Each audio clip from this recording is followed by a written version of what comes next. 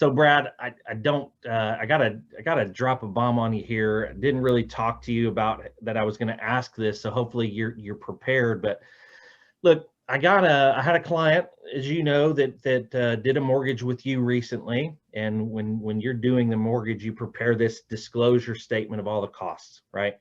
And then I had a client that went to one of the big online mortgage companies, and I don't want to name names, but they have all the commercials and they're super fast. And if we said their name, just about everybody that's familiar with mortgages would know who we're talking about. So they got their statement of all the costs and fees, and I compared it to what yours were, and there was more cost. It was more expensive. I just couldn't figure out why. Do you know why? I do. So every rate and every interest, there's a margin, right? So as a broker, there's a flat margin built in, but retail lenders can make that margin whatever they want, and they don't have to disclose what that is. So if they can sell you on a higher interest rate and they make a more margin, they get to keep those funds.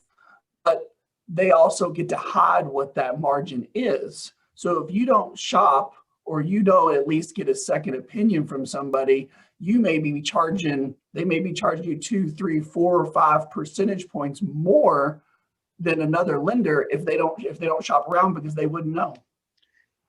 Okay. Look, I've been in this business for almost a decade, and I heard you say hide, don't have to disclose.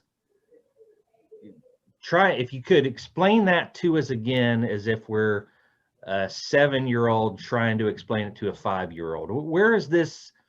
I mean, we have all of these consumer protection laws, right? The financing acts that came out that require disclosure.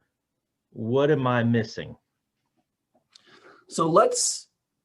So first of all, there's an Indiana and a Kentucky, because we kind of work both sides of the river, loan broker agreement that discloses what our margin is, what Kentuckiana mortgage makes, and what we get paid by the lender. Okay. It's a flat percentage across the board with all of our lenders. Other retail lenders, or correspondent lenders or retail lenders, they don't have to disclose what that margin is. So they can make whatever they want if they can sell you on a higher interest rate.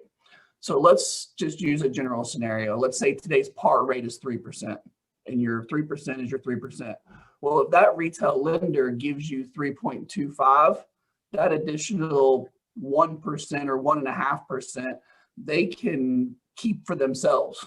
Okay. Where if I go from 3 to 3.25, we make exactly the same. So that 1 to 1.5% or whatever that additional margin is, you get as a credit as one of our clients. We don't keep that. We don't get to keep that margin. Okay. On that, are we talking a couple of bucks, a couple of $100? What is this costing the consumer? It's a percentage of loan amount. So if you're looking at a $300,000 loan and it's 1.5%, you're looking at $4,500 that you could be paying additional for no reason, because if you don't shop. Okay, so this is what I saw on this disclosure, that there was a $3,000 to $4,000 difference between your loan estimate and the other loan estimate. But we couldn't find exactly where that cost was coming into play. And you're telling me, with all of the consumer protection laws that went into place after 08, 09, that there are lending institutions that are legally able to hide that? There's a loophole? Yeah, as a retail lender or a correspondent lender, they are not required to disclose the margin. Okay. And maybe that's just simply they got better lobbyists than us small town local brokers. Okay.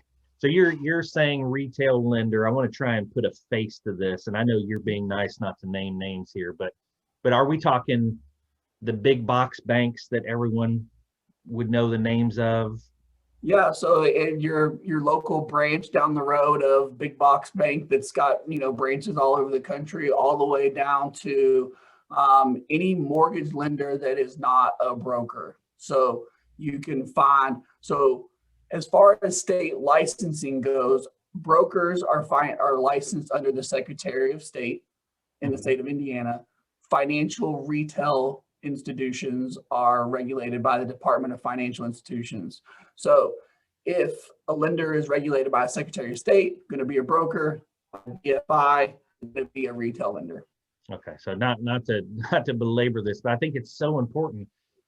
My clients, your possible clients, are paying thousands of dollars extra if they go to a bank that has one of the big towers in the cities around the country, or even a small local. If they have bank in their name, or you know them to be a bank, then they're able to kind of have this loophole where they don't have to share that expense, and it's potentially costing my clients thousands of dollars. Is that fair? Okay. Not only upfront, but on their monthly payment as well. Okay, so what is the solution? I think you've said it a couple times. What is the solution for my clients to know if they're paying that extra? Find a broker and shop local. I mean, that's the only way. It's that simple. We talked about the 5-minute phone call on a refinance. It's a 5-minute phone call for me to say, hey, what's your credit score? What's your purchase price? What's your loan amount? Okay, this is what your rate and closing costs should be. If you're getting a really good deal by XYZ online lender that's super fast, or the bank down the street, if they've got a really good rate and really good closing costs and are charging you a bunch of fees, we're going to tell you, like, wow, that's a really good deal. Stick with them. If not, maybe we can save you some money. Yeah. And here's the thing. In my experience, you're as fast, if not faster, than the place that claims to be the fastest. But so look, it's just astounding to me. Again, I've been in this business almost a decade. We have all these consumer protection laws. The assumption was that everybody's on the same playing field, and that's not true. But it's just and I know we hear this in marketing all the time, right? Like with the gecko, 5-minute phone call can save you thousands of dollars. That this is legit. This simple answer is check with a broker. Get a quote from your people, from the online guys if you want, but check with a broker and you might be able to save thousands of dollars for the same loan. For the same exact thing. We're all selling the same conventional FHA, VA, USDA. Everybody's selling the same stuff. Yeah. Right. So, and if they need to kick in a door, and if they need to kick in your door and talk to you face to face, you've got a door to kick in, not just an 800 number. They can come visit me. That's exactly right. And I always tell it, if a lender has a multi-million-dollar monthly market budget, maybe you're not getting the best deal. Yeah, fair enough. Because that money's coming back someplace, right? Okay, so Brad, I'm going to put this online. People need to hear this. So I'm going to be talking to my clients more and more about this. But what's the most important thing a home buyer should be considering or doing right now when it comes to mortgage? Again, it's a very tight real estate market. A lot of times they're racing to get the home before someone else. What should they be doing from a mortgage perspective? I think talking to us or talking to a mortgage professional as early as possible in the process, because there's things that can be prevented. There's situations that we can try to tackle before you have an accepted offer, or there's situations where we can get you in a better position so you can make a stronger offer.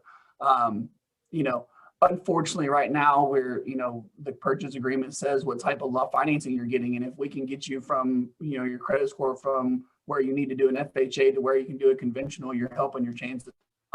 There's all kinds of different things that we can do, but we've got to have the information. We got to have the pre-qual, and we got to have all of that information to be able to help. Yeah, look, writing an offer right now, super competitive.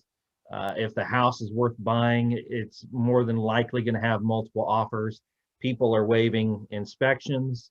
They're waiving appraisals if they can. They're going all out. Buyers are going all out on their offers. And I'm telling you folks, who your lender is matters. If there are 6 or 7 offers on the table, and one of those offers has Brad at Kentuckiana Mortgage Group, and the other offers have the online big box lenders, Brad is going to have Brad's offer, the offer that he's backing, is going to have an advantage there. It just makes a difference. Getting pre-approval is going to, again, help catch some problems possibly before they start, and put you in the best position to win the offer. Brad, just want to close this out. Where can people find you if they have questions about the refinance or they want to get pre-approved for a mortgage? Yeah, so I use my cell phone, so it's 812-989-7555. Email address is brad@kyinmortgage.com, or you can go to our website, kyinmortgage.com. Or if you want to come kick in my door, we're down here on Main Street in New Albany. If you've been to Agave and Rye, you've maybe seen our building across the street. There you go. Shout out to Agave and Rye.